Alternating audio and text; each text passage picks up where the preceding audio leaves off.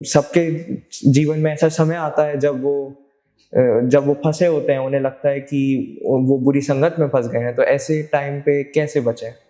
जैसा आजकल की युवा पीढ़ी में आमतौर पर देखने को आता है, बहुत सारे युवा साथी कहीं ना कहीं एक समय के बाद या एक समय में आकर के वो फिसल जाते हैं और मैं देखता हूँ बहुत नशे की प्रवृत्ति तेजी के साथ में बढ़ती चली जा रही है। अपने पिताजी को खो दिया था, तो उस टाइम पे आपने अपने परिवार को सपोर्ट कैसे किया? जीवन में ऐसा कुछ करना है कि जिससे समाज को, राष्ट्र को, परिवार को, सबको लाभ हो। आपकी और उनकी रिलेशनशिप कैसी थी आपके हिसाब से?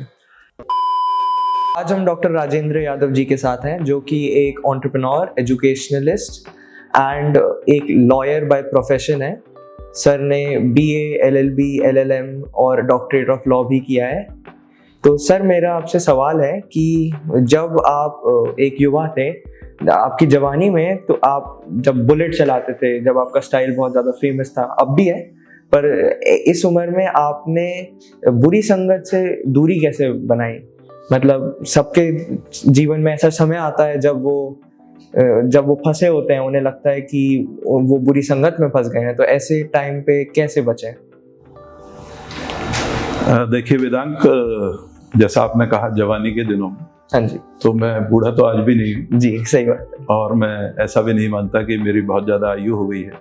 लेकिन हाँ, आपने ठीक पूछा कि जिस समय आप पढ़ रहे होते हैं और एक मतलब उस एज से गुजर रहे होते हैं, जो रास्ता आपको जीवन के किसी भी मोड़ पर लेकर के जा सकता है, एक तरफ वो रास्ता होता है जो आपको ऊपर की तरफ लेकर के जाता है, ऊंचाइयों पर लेकर के जाता है। एक तरफ वो रास्ता होता है जो आपको नीचे की तरफ लेकर के जाता है। जैसा आजकल की युवा पीढ़ी में आमतौर पर देखने को आता है, बहुत सारे युवा साथी कहीं ना कहीं एक समय के बाद या एक समय में आकर के वो फिसल जाते हैं और मैं देखता हूँ बहुत नशे की प्रवृत्ति तेजी के साथ में बढ़ती चली जा रही है वर्तमान इस कालखंड के अंदर, कि युवा इस बात को नहीं जानता कि वो जो कर रहा है, वो उसको अपने जीवन में ये समझता है कि मैं एंजॉय कर रहा हूँ अपनी लाइफ का। यानी नशा करना और देर रात तक पार्टियां करना या कुछ और चीजें करना, उनको वो मानता है कि यही मेरे जीवन का एक लक्ष्य है और मैं अपने जीवन को, मैं अपनी लाइफ को एंजॉय कर रहा हूँ।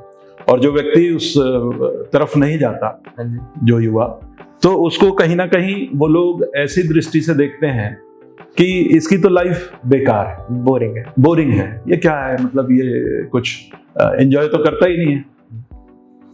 तो ये दुर्भाग्य है कि लोगों ने जो उनके पतन का रास्ता है, उसको वो ऐसा सोचते हैं कि उससे उनके जीवन का विकास होगा या वास्तव में जीवन का उनको उसके रोचकता या कहना चाहिए एंजॉयमेंट उससे मिलेगा। लेकिन वास्तविकता ये है वेदांत कि जो व्यक्ति, जो जीवन की सच्चाई है वो ये है कि व्यक्ति को जो जीवन ईश्वर देता है, वो हमारे पूर्व के कर्मानुसार हमको ये जन्म वर्तमान मिलता है, और वर्तमान जो मनुष्य का जीवन मिला है, ये उसको और ज्यादा उन्नति की तरफ जाने के लिए और इस जन्म और मरण के इस चक्र से निकलने के लिए उसको मिलता है बेसिकली। और वो अपने इस जीवन का उपयोग किस प्रकार से करता है, क्योंकि निश्चित है जिस दिन व्यक्ति का जन्म होता है उस दिन से लेकर और जिस दिन उसको जाना है, वही उसके पास एक साइकिल है, उसी में उसको अपने जीवन की पूरी जो परिधि है उसको जी करके जाना है। तो वो उसमें किस तरीके से जीता है, एक अच्छे इंसान के रूप में अपने आप को आगे बढ़ाता है, अपने समाज को आगे बढ़ाता है, अपने परिवार को आगे बढ़ाता है और अपने राष्ट्र को आगे बढ़ाने का काम करता है, तो वास्तव में मैं समझता हूं कि उस व्यक्ति का जीवन सार्थक है। अन्यथा जो व्यक्ति स्वयं के लिए जीता है, तो स्वयं के लिए तो कीड़े मकोड़े, पशु पक्षी, सब लोग अपना जीवन जीते हैं और एक आयु का भोग करके वो इस जीवन को छोड़ करके या उस शरीर को छोड़ करके चले जाते हैं। उसकी कोई बहुत सार्थकता जीवन की नहीं होती। नहीं, एकदम सही बात। जीवन की सार्थकता तभी होती है कि जब हम लोग जब जीवन में हम आए हैं, हमको ये शरीर मनुष्य के रूप में ईश्वर ने दिया है और हमको वो सारी सुख सुविधाएं और वो सारे साधन भी हमको ईश्वर ने उपलब्ध कराए कि जिससे हम लोग अपने आप को आगे बढ़ा सकें, अपने समाज को, अपने राष्ट्र को एक नई दिशा, एक नई गति दे सकें और अपने परिवार को आगे बढ़ा सकें। तो मैं समझता हूँ जैसा आपका प्रश्न था, हालांकि मैंने उत्तर लंबा कर दिया है, लेकिन आपका प्रश्न ये था कि आप अपने जब मैं उस युवा अवस्था में था कि मैं पढ़ रहा था, जिस समय आपकी जो मुझसे क्वेश्चन रहा कि जिस समय मैं ग्रेजुएशन या पोस्ट ग्रेजुएशन कर रहा था, तो उस समय हाँ निश्चित रूप से वेदांत ऐसा होता है कि आपके पास दोनों रास्ते होते हैं। एक तरफ वो आपके साथी होते हैं जो इस रूप में ज़्यादा पसंद करते हैं कि लाइफ को इस रूप में एंजॉय किया जाए, नशा किया जाए, शराब पी जाए, ड्रिंक्स किए जाएं या और पार्टियां की जाएं। और एक तरफ कुछ लोग ऐसे भी होते हैं जो इन सब चीज़ों से हट करके अपनी जिम्मेदारियों को बखूबी समझते हैं कि मुझे कैसे चलना है, कैसे अपने परिवार को आगे बढ़ाना है। तो मैं समझता हूँ कि उसमें कहीं ना कहीं हमारे अपने माता पिता के दिए हुए संस्कार उसमें बहुत सहायक रहे और ईश्वर की कृपा उसमें बड़ी सहायक रही कि हम लोग उस रास्ते से बच करके और अपने आप को एक ठीक ढंग से अपने जीवन को आगे बढ़ा पाए, चला। हाँ जी। तो हमने जो अपने काम से मतलब रखना, आप कहना चाहते हैं कि हमें अपने काम से मतलब रखना चाहिए जब ऐसे कुछ? नहीं, मेरा कहना ये नहीं है कि हमें केवल अपने काम से मतलब रखना चाहिए। मेरा कहना ये है कि हमको इस बात को बहुत अच्छे से समझना चाहिए कि क्या चीज मेरे जीवन में उपयोगी है और क्या मेरे जीवन में अनुपयोगी है, निरर्थक है। बेसिकली क्या चीज मेरे जीवन को या मेरे अपने आप को उन्नति की तरफ लेकर के जाएगी और क्या चीज मुझको जीवन में पतन की तरफ लेके जाएगी। तो जब मैं नशे में चला जाऊंगा, मैं गिरावट की तरफ चला जाऊंगा, तो निश्चित रूप से मेरा पतन होगा। और जब मैं एक सही रास्ते को पकड़ के आगे चलूंगा तो निश्चित रूप से उन्नति की तरफ हम आगे बढ़े, ऐसा मेरा मानना है। अच्छा सर, आपने बहुत ही कम उम्र में अपने पिताजी को खो दिया था, तो उस टाइम पे आपने अपने परिवार को सपोर्ट कैसे किया आप? क्योंकि उस टाइम पे आप घर के बड़े बेटे थे, अब भी हैं, तो तब इतनी कम उम्र में बिजनेस चलाना एंड घर का ध्यान रखना, जब सब इतनी बुरी अवस्था थी घर में, तो वो कैसे हुआ? देखिए, मैं उस समय लगभग 21 और 22 की बीच की आयु में था। तो मैं लॉ की फर्स्ट ईयर में मेरा एडमिशन हुआ था। तो अचानक से एक हादसा 11 जनवरी 1998 को हुआ और जिसमें हमारे पिताजी स्वर्गीय महाशय राम सिंह जी की हत्या हो गई। तो वो एक बड़ा, कहना चाहिए कि एक बहुत बुरा दिन था मेरे अपने जीवन में भी और परिवार के लिए भी एक बड़ा सेटबैक था, क्योंकि बहुत ज़्यादा आयु थी नहीं और पिताजी से बहुत कुछ सीख रहे थे और आगे उन्हीं की छत्र छाया में अपना जीवन हम लोग आगे बढ़ा रहे थे। लेकिन अचानक से ऐसा हादसा हुआ जिसकी कल्पना भी हम लोगों ने कभी जीवन में शायद नहीं की थी। लेकिन हादसा हुआ, उसके बाद जो है काफी दिन तक बहुत परेशानियां रही। स्वाभाविक है, किसी भी व्यक्ति के पिता या परिवार के जो मुखिया हैं, अगर वो अचानक से चले जाएं तो स्वाभाविक है, हर एक को दुख होता ही है।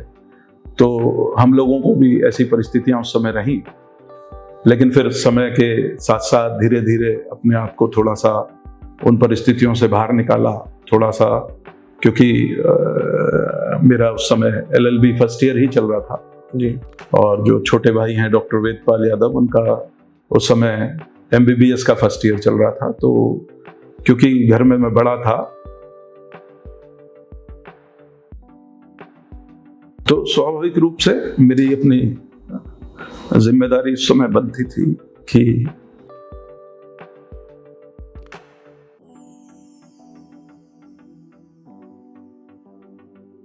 वो ठीक प्रकार से चलाया जाए। हाँ जी। और जो हम लोग अपने पढ़ाई कर रहे थे वो भी चलती रहे जी। और परिवार भी ठीक ढंग से आगे बढ़ता रहे, चलता रहे। हाँ। तो कहना चाहिए कि उस परिस्थितियों से ईश्वर की कृपा ने मतलब बड़ी हमारी सहायता की। हाँ जी। तो वो आपके लिए बहुत ही बुरा समय था एंड आपने उस समय से आप उभर के निकले एंड आपने बहुत ही अब बड़ा एक कहना चाहिए एक एम्पायर खड़ा किया है। तो उसमें हमने जैसे इतने बिजनेस बनाए, इतना ये सब किया, तो उसमें मुश्किल तो बहुत आई होगी सर। हाँ, थोड़ी कठिनाइयाँ तो जीवन में हमेशा रहती हैं। हाँ जी। और लेकिन जब व्यक्ति उस तरफ मतलब अपने आप को झोंक देता है जी, मेहनत करता है और एक मन में एक दृढ़ धारणा तय कर लेता है कि भाई नहीं, मुझको जीवन में कुछ करना है, अच्छा करना है, हाँ जी, कि जिससे जीवन में ऐसा कुछ करना है कि जिससे समाज को, राष्ट्र को, परिवार को, सबको लाभ हो, न केवल अपने स्वार्थ की पूर्ति के लिए नहीं, बल्कि सबके लिए कुछ करने की एक इच्छा थी जी। और उसी को लेकर के हम लोग आगे चले बढ़े। और निश्चित रूप से हमारे माता पिता का आशीर्वाद और उस ईश्वर की कृपा हम पर बनी रही और हम लोग अपने जीवन को आगे बढ़ाते रहे, चलते रहे। जी। देखो वेदांग, जब इस तरह की कोई भी घटना घटित होती है, हाँ जी, और कोई बड़ा अपने सर से मतलब आपका साया अपने पिता का उठ जाता है, तो एक जिम्मेदारी निश्चित रूप से जो उससे नीचे की पीढ़ी होती है उसके ऊपर आती है। तो वो परिस्थितियां बहुत खराब थी और समय भी बहुत खराब था और हमने कभी जीवन में ऐसा सोचा नहीं था कि इतनी जल्दी हमारे सर से पिता का साया उठ जाएगा। हाँ जी। लेकिन जब परिस्थितियां खराब आती हैं तो व्यक्ति को वो एक तरफ कमजोर भी करती हैं और दूसरी तरफ उसको ताकत भी देती है जी, उसको कुछ करने का एक अवसर भी प्रदान करती हैं। तो जब वैसी परिस्थिति बनी तो एक समय तो हम लोग टूटे रहे बहुत समय तक, और क्योंकि बहुत लगाव था हमारा और हमारे पिता के बीच में, और ऐसा कभी हमने जीवन में सोचा नहीं था कि इस तरह की घटना घटित हो जाएगी। लेकिन हाँ, फिर उन्हीं के आशीर्वाद से और प्रभु की कृपा से एक शक्ति हमारे अंदर जागृत हुई और हमको लगा कि भाई नहीं, टूटने से काम नहीं चलेगा, जीवन तो चलने का नाम है, उसको आगे बढ़ाने से काम चलेगा। हाँ जी। तो क्योंकि उस समय मैं लॉ कर रहा था, फर्स्ट ईयर में था, छोटा भाई वेद उस समय MBBS कर रहा था, तो मुझे लगा कि भाई आज पिता नहीं है तो पिता के स्थान पे मैं हूँ और मुझे उस तरीके से अपने परिवार को लेकर के चलना है, क्योंकि माँ भी बहुत परेशान थी, वो भी बहुत टूट चुकी थी। तो लगा कि भाई अगर हम खुद कमजोर हो जाएंगे तो फिर चीजें आगे बढ़ेंगी ही नहीं, परिवार आगे चलेगा ही नहीं और सब ऐसे ही नष्ट हो जाएगा। जी। तो एक अंदर से एक ईश्वरीय शक्ति कहना चाहिए, ईश्वर की कृपा प्राप्त हुई और लगा कि भाई नहीं, मेहनत करनी है जीवन में और जीवन को आगे चलाना है और आगे बढ़ना है। और जो एक पिता अपने संतान से चाहता है, जो एक पिता के स्वप्न होते हैं कि भाई उनकी संतानें, उनके बेटा, उनकी बेटी कुछ अपने जीवन में अच्छा करें, कुछ अपने माँ बाप का नाम रोशन करें। हाँ जी। तो ऐसा एक अंदर से भाव पैदा हुआ और उस भाव के साथ ही वो शक्ति भी पैदा हुई कि नहीं भाई, हमको आगे चलना है, आगे बढ़ना है और कुछ करना है, अच्छा करना है और अपने माता, अपने पिता का नाम रोशन करना है। वो नहीं भी हैं तब भी कभी हमको ऐसा आभास नहीं हुआ कि वो हम लोगों के बीच में नहीं है। हमें हमेशा ऐसा लगा कि वो हमारे ही साथ, हम लोगों के बीच में ही हैं। शरीर ही नष्ट हुआ है क्योंकि जीव तो अजर और अमर है, तो हमें ऐसा लगा कि वो सदैव हमारे साथ ही हैं। तो एक शक्ति अंदर से जागृत हुई, एक भाव पैदा हुआ और हम लोगों ने मेहनत की और उस परिस्थिति से अपने आप को निकाल के हम लोग आगे बढ़े। वेद ने MBBS कंप्लीट किया, फिर उसके बाद PG उसकी हुई। मैंने भी पहले LLB अपनी कंप्लीट की, फिर उसके बाद मास्टर्स LLM किया, फिर उसके बाद LLD जो डॉक्टर ऑफ लॉज है उसकी डिग्री भी मैंने प्राप्त की। तो एक जब आप ठान लेते हैं, मन में एक भाव पैदा हो जाता है और ये लगता है कि भाई नहीं, मुझे कुछ करना ही है और अच्छा करना है, और मतलब हमेशा से ये सोच रही कि भाई कुछ ऐसा करना है जिसका लाभ केवल मुझे या मेरे परिवार तक सीमित ना हो, अपितु समाज तक जाए। तो यही सोच करके हम लोगों ने सबसे पहले जो है मेरठ में कॉलेज, जो अपना CERT, college of engineering and rural technology, उसको शुरू किया और उसके बाद में धीरे धीरे उसके अंदर उसके अन्य विभाग बनते चले गए, कोर्सेज जुड़ते चले गए और नए जो कॉलेजेस हैं उसमें जुड़ते हुए, और आज हम लोग इस समय जहां टेक्निकल एजुकेशन के साथ में हम लोग मेडिकल में BMS की जो डिग्री है वो दे रहे हैं, आयुर्वेदिक मेडिकल कॉलेज हम लोग चला रहे हैं, नर्सिंग कॉलेजेस हम लोग चला रहे हैं और फार्मेसी के कॉलेज हम लोग चला रहे हैं। और अभी लगभग 4-5 साल से हम लोगों ने 10+2 का स्कूल भी, जो Shri Ram Singh global school, SRS global school, उसको भी हम लोगों ने शुरू किया है। तो सोच यही है कि हम लोग शिक्षा के माध्यम से एक समाज का जो युवा वर्ग है वो छोटेपन से हम लोगों के पास जो नर्सरी करने के लिए आता है और PG तक के कोर्स हम लोग अपने यहाँ उसको दे रहे हैं।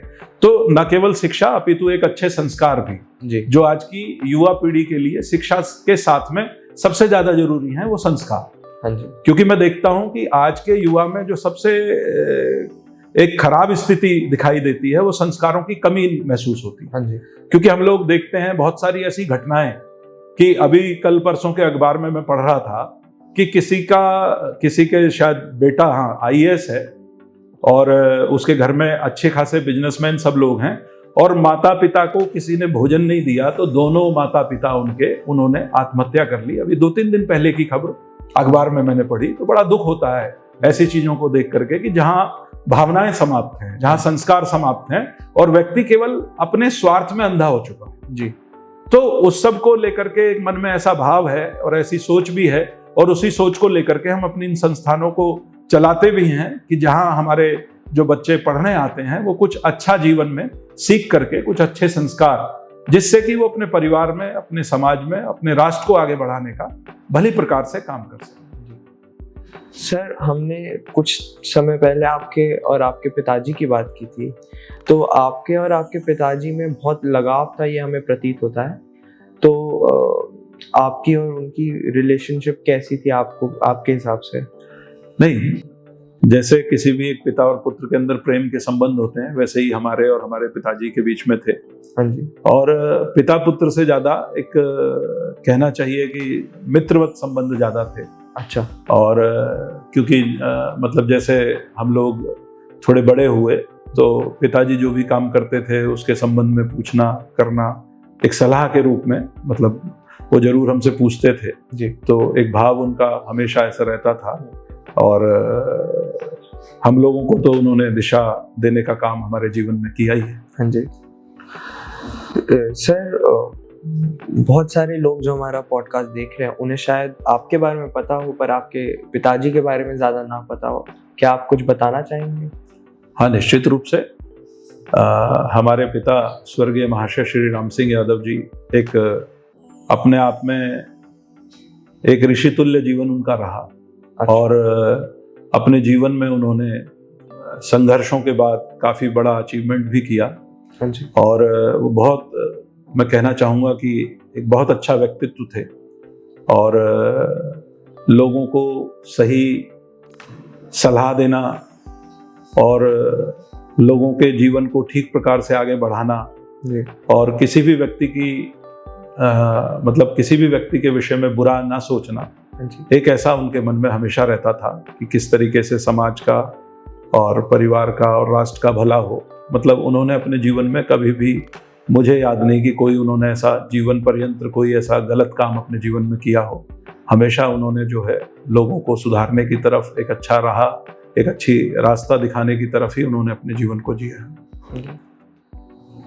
सर, अगर जैसे आपने बोला कि आप समाज का विकास करते हैं, जो आप करते भी हैं, तो अगर आपके किसी स्कूल में या फिर कॉलेज में कोई युवा हो जो बहुत ही कठिनाई से गुजर रहा हो, अगर वो बुरी संगत में हो या फिर अगर वो किसी परेशानी में हो, जैसे आप परेशानी में थे, तो उसे क्या करना चाहिए? वो मतलब क्योंकि उस समय पे उसे लगता है कि वो फंस गया है, उसकी जिंदगी खत्म होने वाली है, तो ऐसे समय पे वो क्या कर सकता है बचने के लिए? नहीं, देखो, व्यक्ति की जो युवा को कभी भी, एक तो किसी भी व्यक्ति को अगर मान लो परिस्थितिवश कोई ऐसी परिस्थिति उसके साथ में फंस गई है कि जहां उसको लगता है कि भाई अब मैं जीवन में कुछ कर नहीं पाऊँ, हाँ जी, तो उसको कभी भी, किसी भी युवा को अपने आत्मविश्वास को कमजोर नहीं करना चाहिए। जी। आत्मिक शक्ति को हमेशा बरकरार रखना चाहिए हाँ जी। कि जो आत्मबल है वो ही असली शक्ति है, वो किसी भी परिस्थिति से आपको बाहर निकाल के ले जाने में सक्षम है। जी। तो व्यक्ति को, जो भी युवा, मैं तो यही कहना चाहूंगा युवाओं को, अगर कहीं किसी परिस्थिति जन्य ऐसी परिस्थिति में वो फंस गया है कि उसको लगता है कि भाई मेरा जीवन नष्ट हो रहा है, और मैं एक तरह से कहना चाहिए इस आदत का, मान लो हम बात करें नशे की, हाँ जी। तो ऐसा होता है अक्सर कि व्यक्ति एक बार तो वो शौक में या किसी अपने दोस्त के कहने से किसी भी उसको काम को शुरू कर देता है, फिर वो उसका आदी बन जाता है, हाँ जी, एडिक्ट हो जाता है। तो एडिक्शन जब लग जाता है तब वो अपने आप को पंगु सा महसूस करता है, फिर उसको लगता है वो चाह कर भी उस चीज से बाहर नहीं निकल पाता। तो ऐसे सभी युवा साथियों को मैं कहना चाहूंगा कि अपने आप को मजबूत करना चाहिए, अपने आत्मबल को मजबूत रखना चाहिए, और जब आत्मिक शक्ति आदमी की, व्यक्ति की मजबूत होती है तो निश्चित रूप से उस दोष से बाहर निकल सकता है। हाँ जी। और उसको निकलना ही चाहिए। कोई भी ऐसी चीज नहीं है कि जो मुझे पकड़ के रख सकती है जी। मैंने उसको पकड़ा हुआ है, मुझे हमेशा ध्यान रखना चाहिए। हाँ जी। मैं जब चाहूं उसको छोड़ सकता हूं। जी।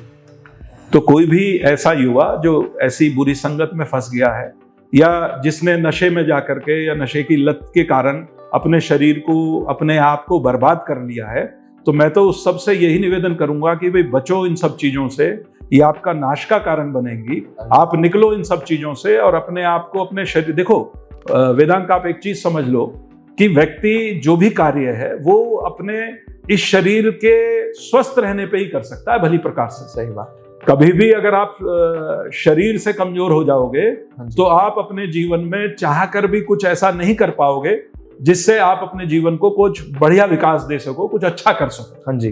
तो शरीर का मजबूत होना जी सबसे पहली जरूरत है। हाँ जी। और ये नशे की प्रवृत्ति जो है ये सबसे पहले शरीर पे ही वार करती है, सबसे पहले हमारे शरीर को खराब करती है। हम लोग देखते हैं कि अनेकों युवा, वो जब उनकी 25 वर्ष, 20 वर्ष, 30 वर्ष की आयु होती है तो उनके लीवर डैमेज हो जाते हैं जी, उनकी किडनियां खराब हो जाती हाँ जी, हैं, या उनको और बहुत ऐसे भयंकर रोग लग जाते हैं। केवल किस कारण से? पता लगता है कि वो नशा करते हैं। तो नशे के कारण उनका लीवर डैमेज हो गया, उनकी किडनी खराब हो गई, या उनके लंग्स में प्रॉब्लम हो गई, या उनके साथ कोई और दिक्कत हो गई। तो मेरा कहना यह है, इस आपके पॉडकास्ट के माध्यम से जो भी इस पॉडकास्ट को सुन रहा है वो इस बात को जरूर अपने जीवन में धारण करे कि नशा नाश का कारण बनता है। उससे बचकर के चलना हर एक व्यक्ति की जिम्मेदारी है। अपने शरीर को सही रखना, अपने आप को मजबूत बनाना, क्योंकि स्वस्थ शरीर में ही स्वस्थ मन निवास करता है। हाँ जी। और स्वस्थ मन को ही, मन के साथ ही हमारी बुद्धि अच्छी प्रकार से विचार कर सकती है, अपने कामों को अच्छी प्रकार से अंजाम दिया जा सकता है। आपने सर बीच में रियल एस्टेट का भी बहुत, मतलब रियल एस्टेट में आपने इन्वेस्टमेंट की और आपने बहुत ही ज़्यादा अच्छे रिटर्न्स पाए उस पर। तो अगर कोई उस फील्ड में जाना चाहता है तो आप उसे क्या सलाह देंगे? नहीं, रियल एस्टेट में ऐसा हमने कोई बिल्डर्स का काम तो नहीं किया नहीं वेदांत, लेकिन हाँ संपत्तियां जरूर उस समय खरीदने का काम किया। हाँ जी। और उस समय क्योंकि संपत्तियों के दाम बहुत ज़्यादा नहीं थे जी। लेकिन कुछ कालखंड के बाद उनकी कीमतें बढ़ी और निश्चित रूप से वो एक अच्छा, मतलब प्रॉफिट की चीज़ें आप, मतलब हम लोगों के लिए साबित हुई। और कोई भी व्यक्ति जो रियल एस्टेट, तो कोई भी इन्वेस्टमेंट कहीं भी अगर करता है या किसी भी बिजनेस को करता है तो निश्चित रूप से अच्छा है। ऐसा तो कुछ है ही नहीं। कोई भी काम आप जितनी लगन, मेहनत और ईमानदारी के साथ में करेंगे और ये सोच के करेंगे कि मेरे इस काम से मेरे अपने परिवार का या समाज का या राष्ट्र का क्या भला हो रहा है। मतलब जब आप स्वयं में केंद्रित होकर के कोई काम करते हो तो उसकी जो स्थिति है वो बहुत व्यापकता नहीं आ पाती उस काम में। व्यापकता तभी आती है जब आप सबके हित का सोच करके कुछ करते हो, तो उस कार्य में व्यापकता भी आती है और वो थोड़ा अच्छे से आप आगे भी बढ़ा पाते। जी। तो आपने सर इसके बाद एक कॉलेज खोला था जिसे हम CERT college of rural engineering कहते हैं। उसमें आपने बहुत सारे कोर्सेज बनाए, इंजीनियरिंग हो गया, मेडिकल साइंस हो गया, लॉ आपका खुद का प्रोफेशन जो है वो भी वहाँ पढ़ाया जाता है, एंड आपने CBSE एक्रेडिटेड स्कूल भी खोला है उसमें। तो वो स्कूल जो आपका कॉलेज था वो पहले पार्टनरशिप में खुला था, तो अब और वो फैमिली पार्टनरशिप थी, तो उसमें डिस्प्यूट आने के बहुत चांसेस होते हैं। ऐसी चीज़ों में आप अपनी फैमिली को खंडित कैसे रखें, साथ में कैसे रखें? क्योंकि कोई भी इंसान बिजनेस में डिस्प्यूट आते ही हैं, और वो अगर परिवार के साथ हो तो चांस होता है कि आपका परिवार में भी परेशानी आने लगे एंड वो साथ में ना रह पाए। तो इस सब से कैसे बचे सर? देखो वेदांत, कैसा है कि कोई भी आप जब कार्य करते हो, कोई बिजनेस करते हो जी, तो बिजनेस जब साझेदारी में होता है जी, या आप अकेले करो, और अगर साझेदारी में है तो ठीक है, आप कह रहे हो कि आपस में विरोधाभास उत्पन्न हो जाते हैं या कोई डिस्प्यूट्स इस तरह के उत्पन्न हो जाते हैं। और क्योंकि हम लोगों ने जिस समय ये कॉलेज शुरू किया 2005 में, तो उस समय परिवार हमारे साथ में था और हम लोगों ने मिलकर उसको आगे चलाने का, बढ़ाने का काम किया। और जहाँ तक साझेदारी में या पारिवारिक कोई आपसी विवाद तो तब होता है वेदांत, जब हम अपने स्वार्थ में होते हैं। हाँ जी। अगर आपके दिलों में जगह है तो मैं नहीं समझता कि किसी भी पार्टनरशिप में या कहीं भी कोई झगड़ा होने का कोई कारण बनता है। अगर आप अपने काम को ईमानदारी से कर रहे हैं जी, और ईमानदारी से करते हुए तो मुझे नहीं लगता कि कहीं भी ऐसा, और कभी मतलब मैंने अपने जीवन में अनुभव भी नहीं किया हाँ जी कि कोई पारिवारिक विवाद इस संबंध में कभी बना हो। तो ऐसा कभी नहीं हो। हाँ जी जी। और कोई आपको जैसे ये कॉलेज खुले एंड इस सब में कोई बड़ी परेशानी कभी आई हो? नहीं, कोई भी काम जब आप शुरू करते हो तो शुरुआत में दिक्कतें तो आती हैं। हाँ जी। फिर जब उसको विस्तार देते हो तो विस्तार के लिए भी दिक्कतें और परेशानी तो आती हैं, क्योंकि कोई भी कार्य करना बगैर पैसे के संभव नहीं है। हाँ जी। और पैसे की उपलब्धता करना हाँ जी या होना, उसके लिए आपको जो है प्रयास करने पड़ते हैं। तो परेशानियां तो आती हैं, लेकिन ये है कि जब आप अपने मन में ये अपना एक गोल क्लियर करके चलते हो कि नहीं, मुझे आगे बढ़ना ही है या मुझे इस काम को इस रूप में आगे लेकर के जाना ही है, तो मैं समझता हूँ कि उस स्थिति में व्यक्ति की मदद ईश्वर भी करता है जी। और उसके लिए वो परिस्थितियां, वो रास्ते बनते चले जाते हैं कि जिससे वो अपने उन कार्यों को पूरा करता चला जाता है। हाँ जी।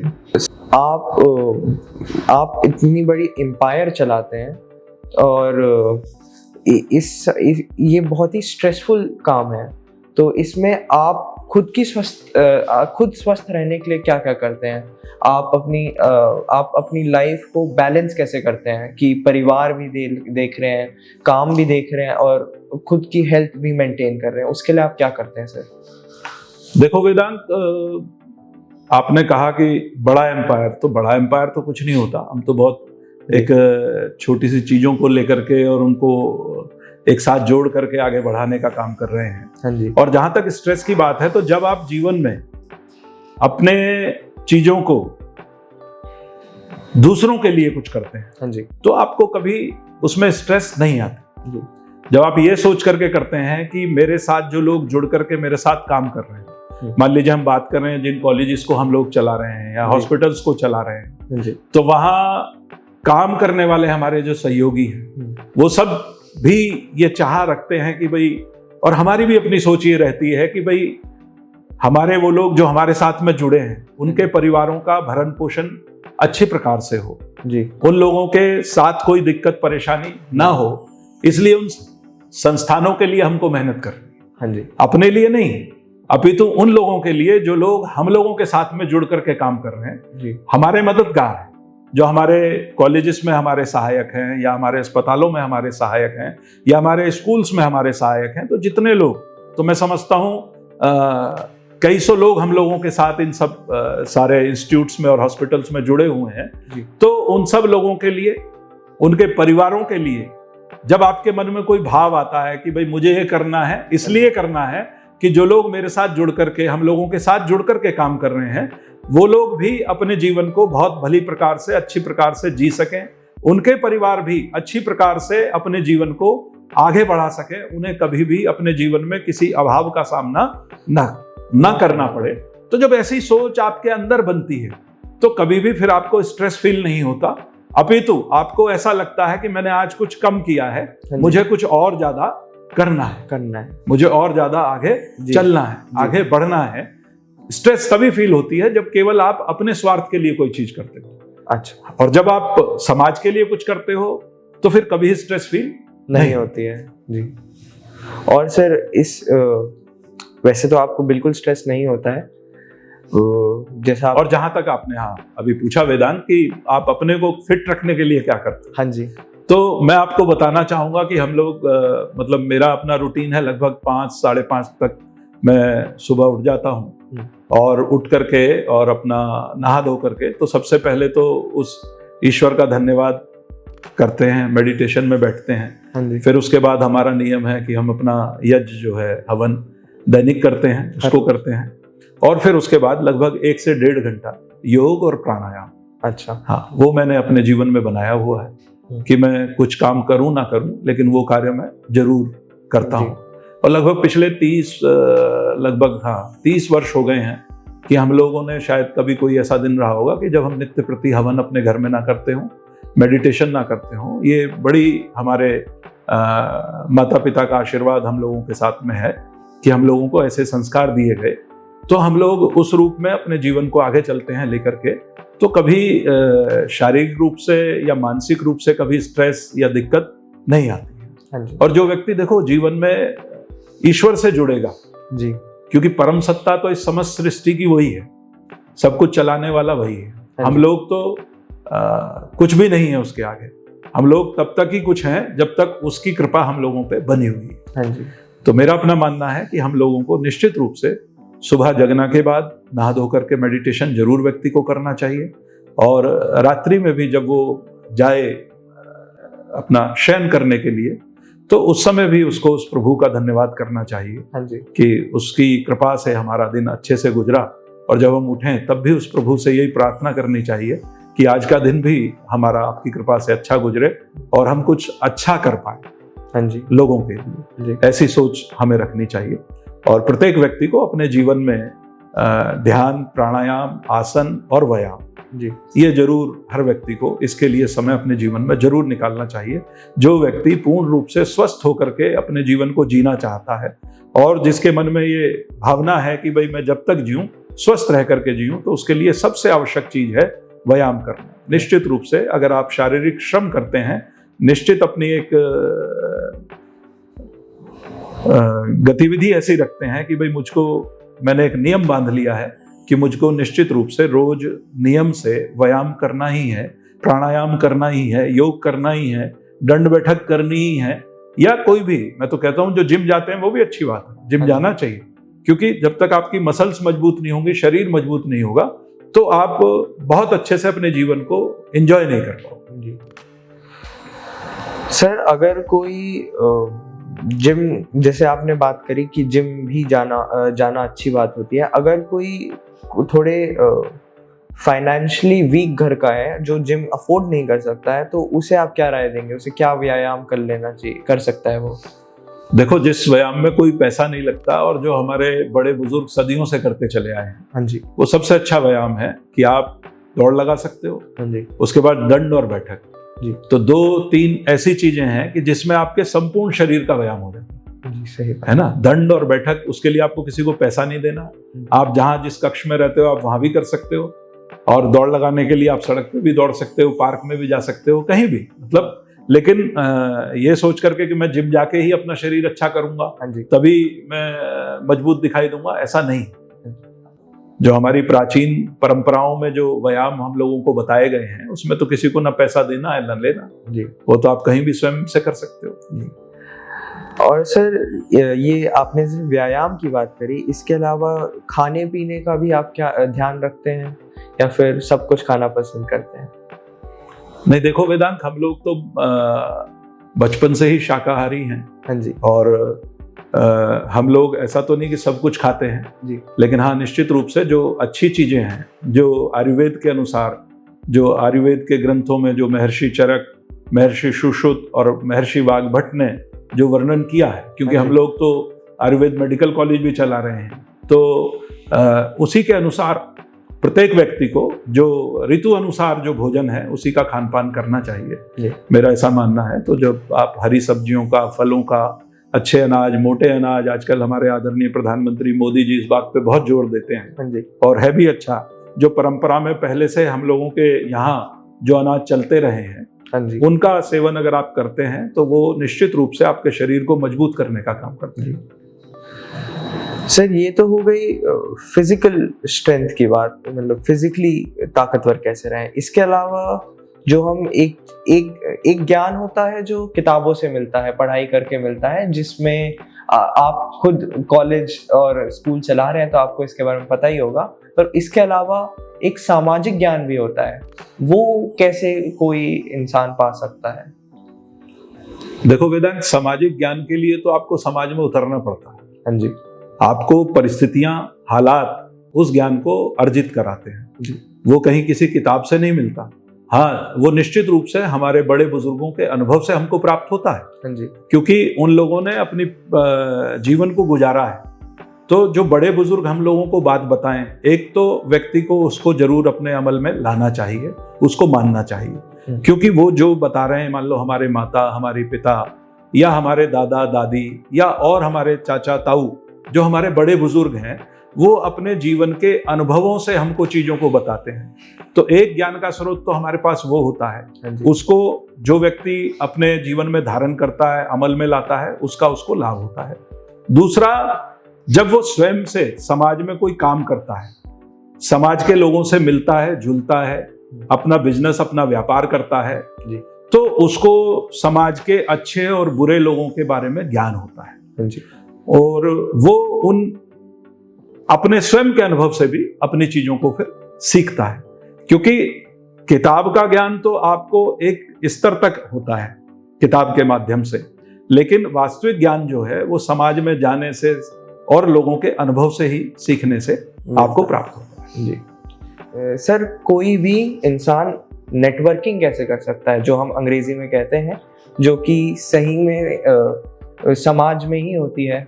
जब आप, जैसे आपने कहा, समाज में उतरना, तो उसके बाद जिस नेटवर्किंग एज इन कोई आपको जाने कैसे?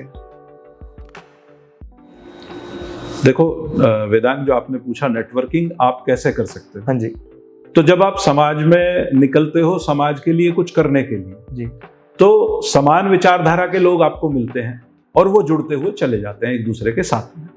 यानी कि जब आपकी सोच है कि मुझे कुछ अच्छा करना है, कुछ समाज के लिए भला करना है, कुछ राष्ट्र के लिए अच्छा करना है, अपने परिवार के लिए अच्छा करना है, तो समान विचारधारा के लोग आपके साथ जुड़ते हैं जी। और वो लोग जुड़ करके एक नेटवर्किंग बनती चली जाती है। हाँ जी। क्योंकि जैसी आपकी सोच है वैसी सोच दूसरे की भी है, तीसरे की भी है, तो वो समान विचारधारा वाले जब लोग जुड़ते हैं तो वो एक नेटवर्किंग का रूप लेते हैं। जी सर, जैसे हम आपको सुन ही रहे हैं पॉडकास्ट में, तो इससे पता चलता है आपकी कम्युनिकेशन स्किल्स कितनी अच्छी हैं।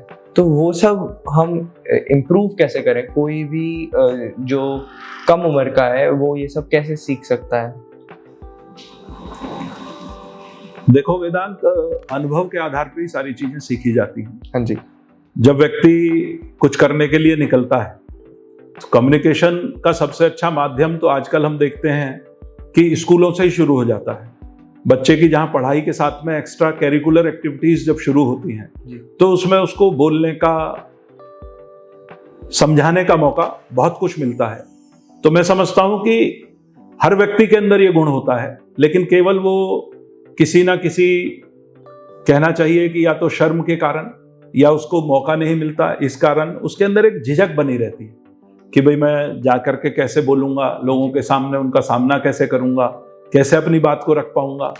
तो इसके लिए सबसे अच्छा जो मुझे लगता है वो यही है कि हमको अपनी उस झिझक को मारना चाहिए और उसको दूर हटा करके जो कुछ हमने सीखा या जाना है और जो कुछ हमने पढ़ा है उसको हमें दूसरों तक पहुंचाने के लिए अपने अंदर एक, कहना चाहिए कि एक शक्ति का विकास करना चाहिए।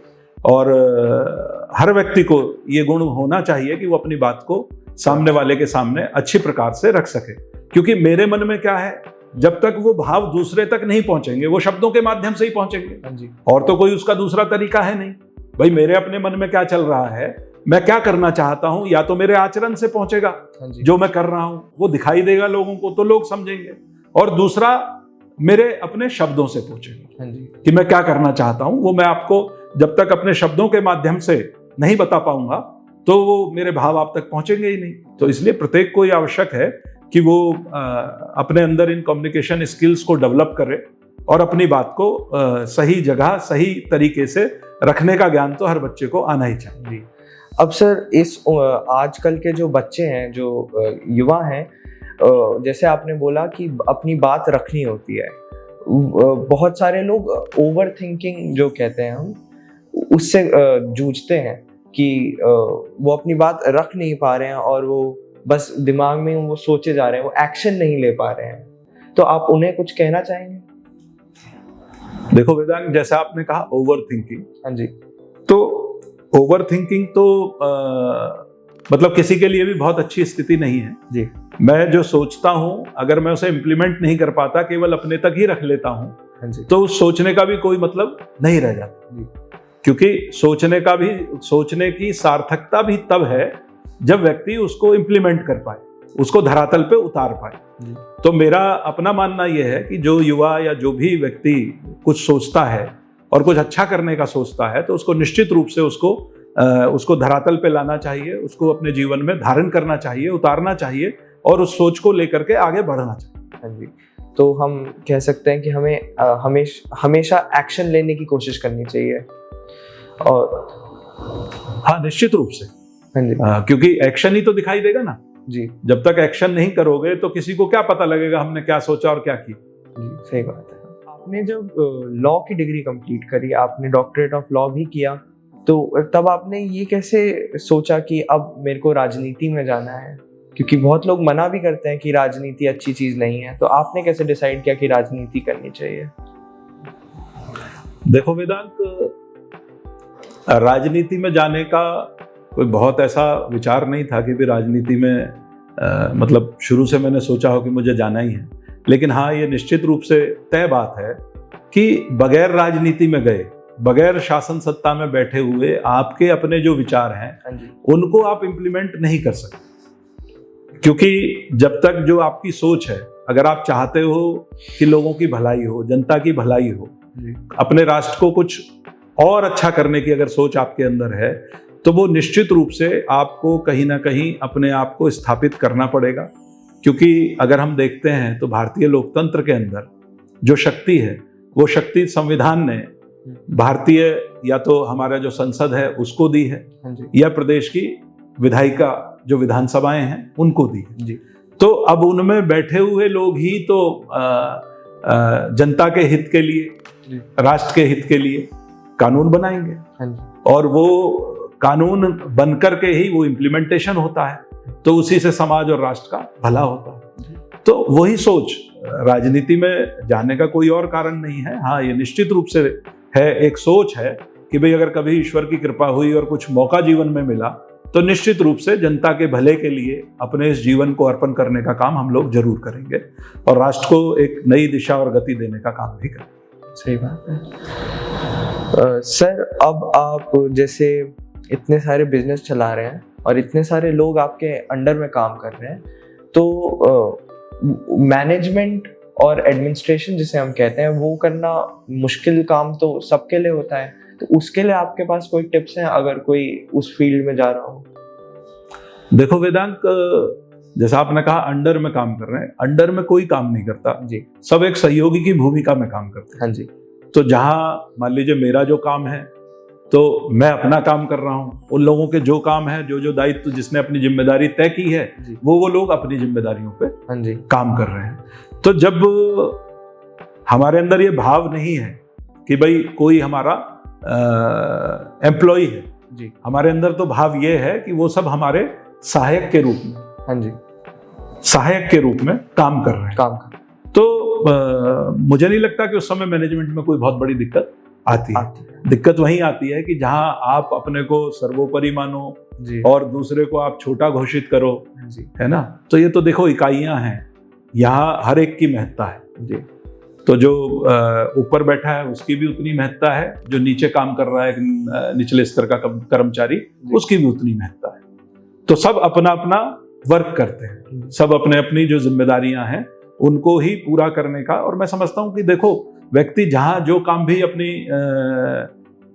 जिम्मेदारी के लिए ले तो उसको ईमानदारी के साथ में पूरा जरूर करना चाहिए। हाँ जी। क्योंकि अगर कोई व्यक्ति जब सैकड़ों लोग एक साथ काम कर रहे होते हैं वेदांत, तो उनमें अगर कोई एक व्यक्ति भी काम नहीं करता ना, तो वो केवल अपना नुकसान नहीं कर रहा होता जी। वो उन सैकड़ों लोगों का नुकसान कर रहा होता, क्योंकि सब लोग उस संस्था से जुड़े हुए हैं जी। और सब लोग मिलकर के उस संस्था के लिए काम कर रहे हैं। तो अगर कोई एक व्यक्ति उस काम में चोरी करता है, हाँ जी, अगर कोई भी एक व्यक्ति उस काम में चोरी करता है जी, तो वो केवल अपने भर तक नहीं कर रहा उस काम को नुकसान, हाँ जी, वो उस पूरी संस्था का और उस संस्था के साथ में जुड़े हुए उन सैकड़ों लोगों का नुकसान करता है। तो मैं समझता हूं कि हर व्यक्ति को जो भी जीवन में काम करे उसको ईमानदारी के साथ में करना चाहिए। सर जैसे आपने बोला कि अगर एक आदमी भी कुछ गलत काम करता है तो सब पे उसका इफेक्ट जाता है, उससे परेशानी होती है। तो सर अगर ऐसे कोई कुछ कर रहा है तो आप उसके साथ उससे कैसे बात करेंगे, कैसे समझाएंगे उसे कि ये गलत काम है, चोरी गलत काम है, या फिर ईमानदारी से अपना काम करना चाहिए सबको, या क्या आप कठोरता से समझाएंगे या क्या आप पहले प्यार से समझाने की कोशिश करेंगे?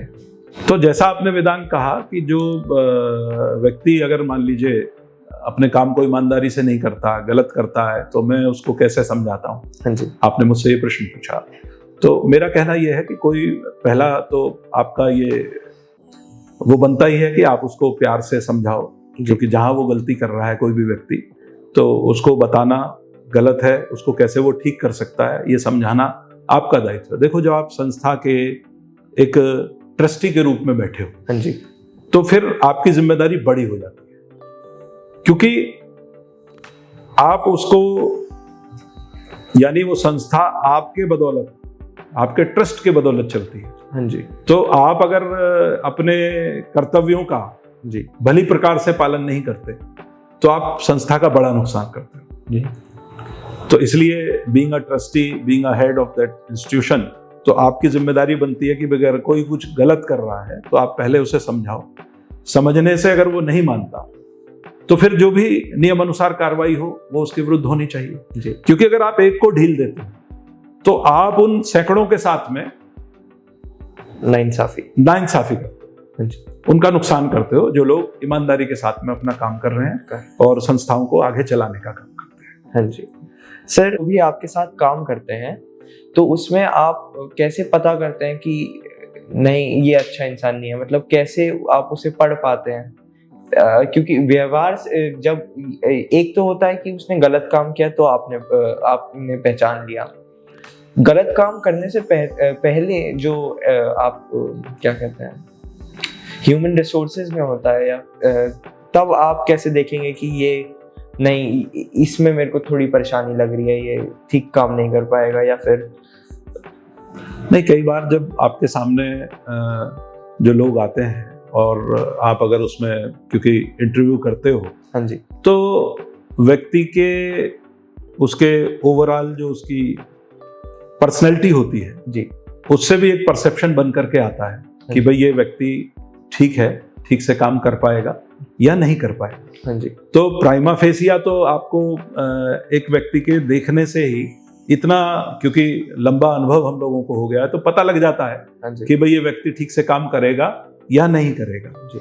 लेकिन फिर भी कोई ईश्वर तो है नहीं। हाँ जी।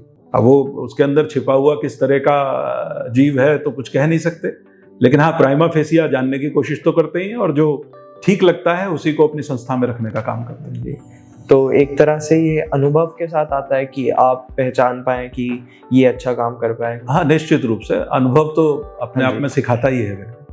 क्या सर इसमें थोड़ी सी गट फीलिंग भी होती है, जो आप कहते हैं कि ईश्वर ने ही आपको बताया हो कि नहीं यार ये तो नहीं कर पाएगा, ऐसा कुछ? नहीं, ऐसा ईश्वर तो नहीं बताता, लेकिन एक अंदर से भाव ऐसे आते हैं। हाँ जी। एक ऐसे अंदर से भाव आते हैं जी। व्यक्ति को देखने के बाद, जैसे हम लोग देखते हैं अपने आम जीवन में भी वेदांत, कि कोई व्यक्ति जिससे आप पहली बार मिलते हैं तो वो आपको बहुत प्रभावित करता है। जी। आप उससे बार बार मिलना चाहते हो, हाँ जी। और आपको बड़ी खुशी उस व्यक्ति के साथ बैठ करके या सुन करके मिलती है, जबकि पूर्व में आपका कोई रिश्ता उसके साथ नहीं होता है। तो ऐसा क्यों होता है? तो कहीं ना कहीं कोई पूर्व जन्म के या पूर्व के संस्कार तो निश्चित रूप से होते होंगे। हाँ जी। और एक दूसरी तरफ ऐसा व्यक्ति कि जिसने आपका कुछ बिगाड़ा नहीं होता, लेकिन आप उसको देख करके ही आपके अंदर एक ईर्ष्या के भाव आ जाते हैं। हाँ जी। आप उससे एक नफरत जैसा भाव पैदा कर लेते हैं, जबकि उसने आपका कुछ किया नहीं होता है। तो वो भी मुझे लगता है कि पूर्व के संस्कार तो निश्चित रूप से काम जीवन में करते हैं। जी सर, जैसे आपने बोला किसी से भी बहुत जल्दी प्रभावित हो जाना या फिर वो पसंद ना करना, क्या ये अच्छी चीज होगी कि आप बहुत ही जल्दी किसी से भी प्रभावित हो जा रहे हैं या फिर नहीं, इन्फ्लुएंस हो जा रहे हैं? किसी से प्रभावित एकदम से हो जाना तो बहुत अच्छी चीज बिल्कुल नहीं है। मैं उस विषय को नहीं कह रहा, मैं तो खाली आपको एक उदाहरण के तौर पे समझा रहा हूँ कि पूर्व के संस्कारों के कारण कोई व्यक्ति आपको बहुत अच्छा लगता है जी, जिससे आप पहले से पूर्व परिचित नहीं होते, और कोई व्यक्ति आपको बहुत बुरा लगता है, उससे भी आप पूर्व परिचित नहीं हो, जी, है ना। लेकिन कई ऐसे मतलब हमको अपने जीवन में देखने को मिलता है कि कोई व्यक्ति आपको बहुत प्रभावित कर देता है और कोई किसी का प्रभाव ही नहीं पड़ता आपके ऊपर। हाँ जी। नेगेटिव एक इमेज आती है उसकी। लेकिन हाँ, किसी का प्रभाव और तुरंत उससे प्रभावित हो जाना तो व्यक्ति का ठीक नहीं है, मेरा अपना मानना है। भाई वो जैसा काम करेगा, जैसा आगे को चलेगा, उसके हिसाब से उसका प्रभाव आपके ऊपर कम या ज्यादा होना चाहिए। ठीक है। तो सर, आपने इस पॉडकास्ट में बहुत बार मेंशन किया कैसे आप खुद कुछ नहीं करते और सब ईश्वर कराता है। तो आपका ईश्वर के बारे में क्या मानना है, उस पे क्या मानना है, उसके बारे में आप थोड़ा और बता सकते हैं? हाँ, निश्चित रूप से। देखो वेदांत, जो ये सृष्टि है, इसका जो रचयिता है जी, और इसका जो पालन करता है, हाँ जी, और जो इसका संहार करता है, वो एक सर्वमान्य शक्ति है, जिसको आप भगवान कह लो, ईश्वर कह लो। तो वो शक्ति तो अपने आप में है ही, जो हम लोगों को जीवन देने का और यहाँ से ले जाने का काम भी करती है। हाँ जी। क्योंकि कोई भी व्यक्ति, ना तो उसको स्वयं को, किसी भी व्यक्ति को कोई इस बात को तय कर सकता है कि मुझे कब इस दुनिया में आना है जी, और ना कोई व्यक्ति इस बात को तय कर सकता है कि मुझे इस दुनिया से कब जाना है। आना और जाना उस परमपिता परमात्मा के हाथ में है, और उसी के द्वारा इस सारी सृष्टि का निर्माण, संहार और पालन होता ही है। और मैं समझता हूँ कि जब व्यक्ति अच्छे कर्म करता है तो निश्चित रूप से उसको उन अच्छे कर्मों का अच्छा फल भी मिलता है जी, क्योंकि किया हुआ कोई भी कर्म कभी निष्फल नहीं होता है ना। तो जो भी हम लोग कर्म करते हैं, अच्छा या बुरा, हमको उन्हीं का जो सुख और दुख का जो अनुभव है व्यक्ति के जीवन में, वो उसके अपने किए हुए कर्मों का ही है। और ईश्वर की व्यवस्था यही है कि कर्मानुसार हमको जन्म देना, भोग देना, ये सब उस परमपिता परमात्मा की व्यवस्था है जी, और उसी से चीजें आगे बढ़ती और चलती। और आपने बताया कि आप हर रोज हवन भी करते हैं और मेडिटेशन भी करते हैं, तो वो ये आपने कब शुरू किया और ये कैसे शुरू हुआ? देखिए, हवन की मैं बात करूं तो ये हम लोगों के पिता के समय से ही, तो लगभग मुझे ध्यान आता है कि लगभग 30 वर्ष के लगभग हम लोगों को 30-32 वर्ष हो गए हैं। हाँ जी।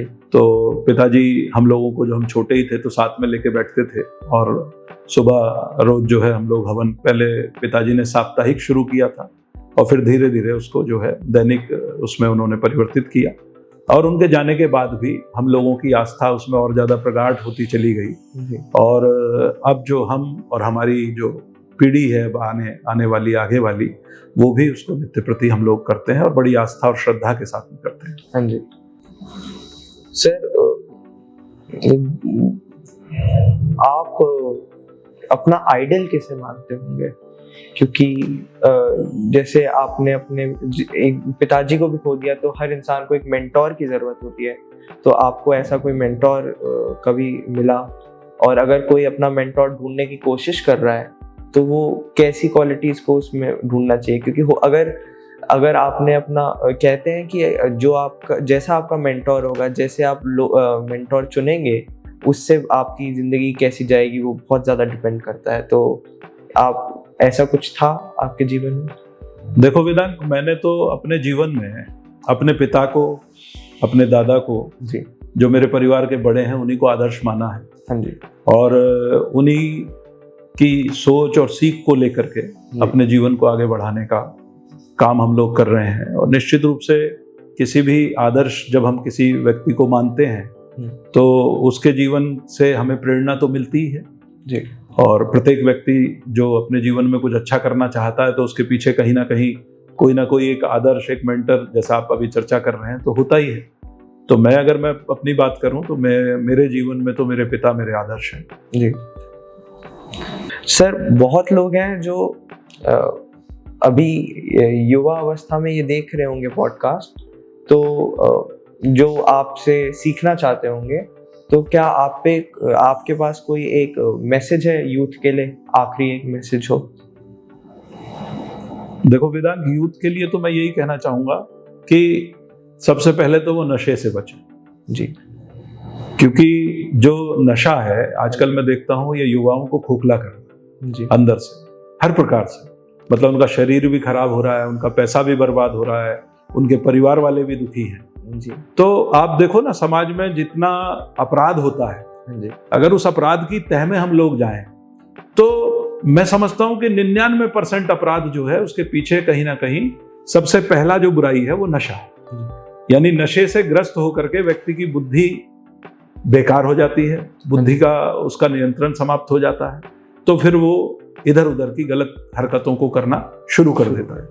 तो मेरा सबसे जरूरी और सबसे पहला जो लोगों को राय है और जो मैं कहना चाहूँगा अपने युवा साथियों से कि नशे से बचना अपने जीवन का प्रमुख उद्देश्य बना के रखें। अगर हम नशे से बच गए, बुराइयों से बच गए, तो निश्चित रूप से हम लोग अपने जीवन में जरूर तरक्की को प्राप्त होंगे, इसमें कहीं कोई दो राय नहीं।